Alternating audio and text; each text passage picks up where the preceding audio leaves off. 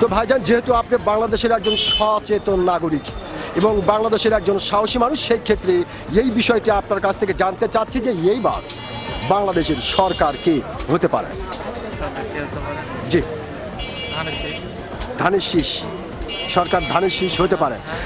তো ভাইজান, যেহেতু খুব সুন্দর করে আপনি বললেন যে সরকার ধানের শীষ হতে পারে, তারেক রহমান হতে পারে, তো ভাইজান আসলে আপনি কি দেখলেন বা কোন আইডিয়াতে আপনার মনে হলো?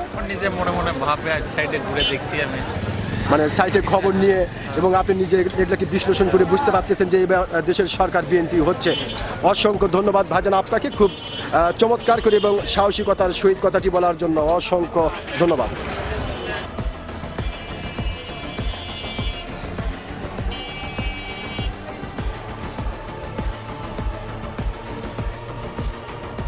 তো আঙ্কেল, যেহেতু আপনি বাংলাদেশের একজন সচেতন নাগরিক এবং বাংলাদেশের একজন সাহসী মানুষ, সেক্ষেত্রে এই বিষয়টি আপনার কাছ থেকে জানতে চাচ্ছি যে এইবার বাংলাদেশের সরকার কে হতে পারে? বাংলাদেশের সরকার আমার তো মনে হয় ইসলামী দল জামাতে ইসলামী আসতে পারে, বেশি সম্ভাবনা। বেশি সম্ভাবনা।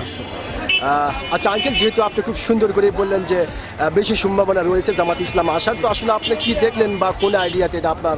এর আগে আমরা দেখেছি, মনে করেন যে আওয়ামী লীগ সরকারের শাসন আমল দেখছি, জাতীয় পার্টির শাসন আমল দেখছি, জি, যে জাতীয়তাবাদী দলের শাসন আমল দেখছি, জি, তারপরে জাতীয়তাবাদীর সঙ্গে আর অন্যান্য দলেরও দেখছি। জি, জামাত এই দলটাকে আমরা একবার একনিষ্ঠভাবে দেখি।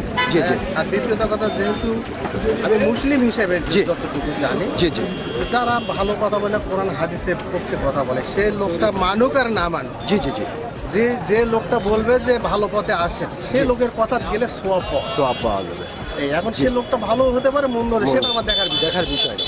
এই, যেহেতু আমি মুসলিম, জি, আমাকে আল্লাহর কাজ করতে হবে, এই আহ্বান যে করবে তারই ডাকে আমি সারা দেবো। এই কাজটা জামাত ইসলাম করে থাকে, এটা জামাত ইসলাম করে থাকে। জি, অসংখ্য ধন্যবাদ আঙ্কেল আপনাকে, অত্যন্ত গুরুত্বপূর্ণ কিছু কথা আপনি বলেছেন এবং সাহসিকতার সহিত বলেছেন। আমি আশা করব আপনার এই গুরুত্বপূর্ণ কথাটি ও সাহসী কথাটি বাংলাদেশের অনেক মানুষের হৃদয়ে জায়গা করে নেবে।